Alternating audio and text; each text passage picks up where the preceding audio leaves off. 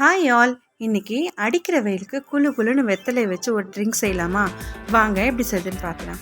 முதல்ல ஒரு 10 வெத்தலையை அதோட காம்பை கட் பண்ணி எடுத்துக்கோங்க. அதுக்கப்புறம் வெத்தலையை ஒன்று மேலே ஒன்று வச்சு இப்படி சுருட்டி அதை குட்டி குட்டியாக கட் பண்ணி எடுத்து வச்சுக்கோங்க. ஃபஸ்ட்டு 8 hours முன்னாடி ஊற வச்சுருந்த 1 டேபிள் ஸ்பூன் சோம்பும் அது கூட 4-5 ஏலக்காயும் எடுத்து மிக்சியில் போட்டு நல்லா அரைச்சிக்கோங்க. அரைச்சி எடுத்த பிறகு அது கூட இந்த கட் பண்ணி வச்சுருந்த வெத்தலையும் போட்டு நல்லா மழமழன்னு அரைச்சிக்கோங்க.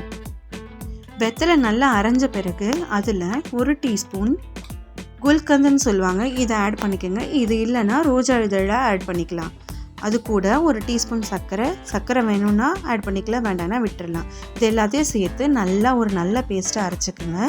பேஸ்ட்டை நீங்கள் ஐஸ் ட்ரேயில் ஊற்றி ஃப்ரீசரில் வச்சு நல்லா ஃப்ரீஸ் பண்ணி இதை வேணும்னா 1 வீக் வரைக்கும் நம்ம யூஸ் பண்ணிக்கலாம். நான் இந்த ட்ரிங்கை 2 பேருக்காக ரெடி பண்ணியிருக்கேன். அதனால ஒரு பவுல் எடுத்து அதில் 2 டீஸ்பூன் இந்த மிக்சரை ஆட் பண்ணி அது கூட நைட்டே ஊற வச்சுருந்த பாதாம் பிசினோட 2 ஸ்பூன் ஆட் பண்ணிக்கிறேன். அதுக்கப்புறம் ஊற வச்ச துளசி விதை, அதாவது சப்ஸா சீட்ஸ் ஆட் பண்ணியிருக்கேன். அது கூட தேங்காய் பால் ஆட் பண்ணியிருக்கேன். தேங்காய் பால் வேணும்னா க்ரீம் யூஸ் பண்ணிக்கலாம்.